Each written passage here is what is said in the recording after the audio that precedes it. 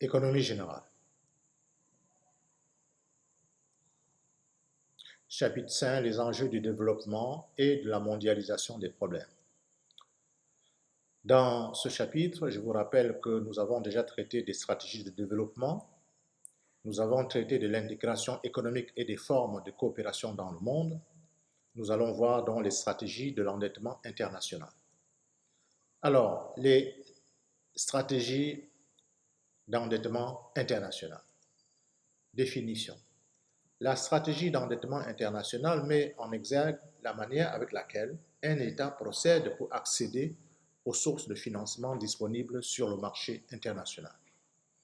Cette stratégie, élaborée sur la base des hypothèses macroéconomiques, c'est-à-dire c'est une stratégie qui tient compte de la situation globale, n'est-ce pas, du pays, et, c'est-à-dire des hypothèses macroéconomiques, on va échafauder des hypothèses sur la situation globale du pays, et la stratégie tiendra aussi compte des préférences de l'emprunteur qu'est l'État en termes de coûts et de risques.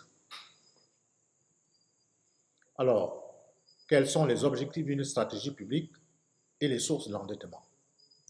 Les objectifs d'une stratégie de l'endettement public international.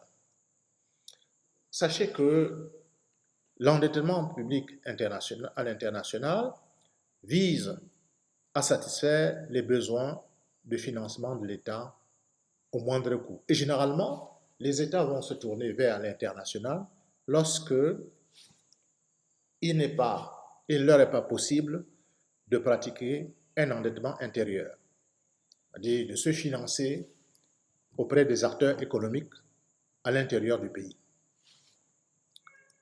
Il s'agit donc de maintenir les risques liés au portefeuille de la dette publique à des niveaux acceptables ou prudents.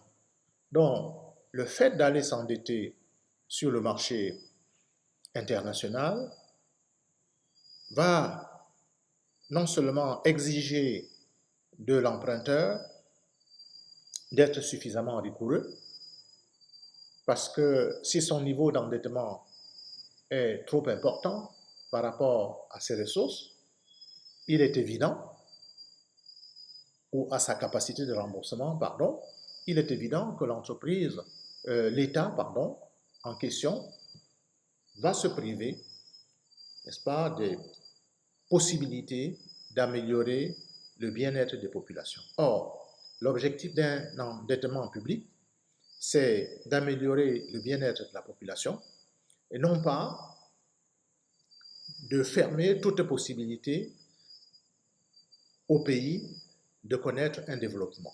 Donc, il faut que cet endettement international soit d'un niveau acceptable et obéisse aux règles de prudence.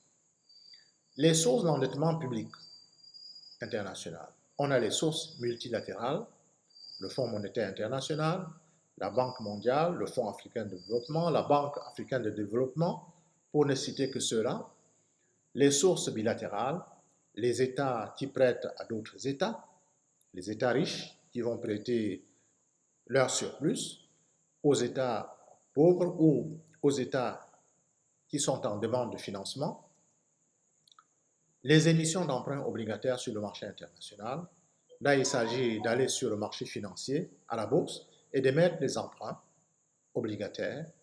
Si la signature de l'État est crédible, les créanciers viendront, n'est-ce pas, lui apporter les ressources dont il a besoin. Alors, quelles sont donc les stratégies d'endettement possibles à l'international? Nous avons vu les sources, mais reconnaissons que les stratégies seront en fonction des exigences des différentes sources présentées plus haut.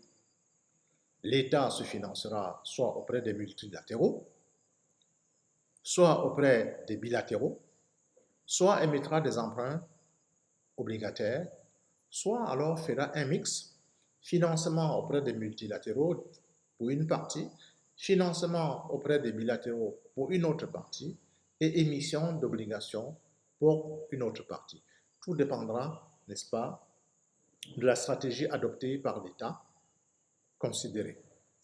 Le mode d'endettement tiendra aussi compte de la maturité de la dette et du niveau d'endettement du pays. Sachez qu'il n'y a pas de meilleure stratégie possible.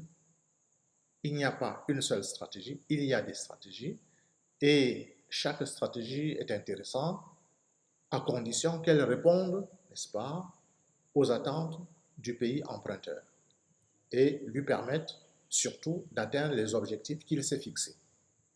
Merci pour votre attention.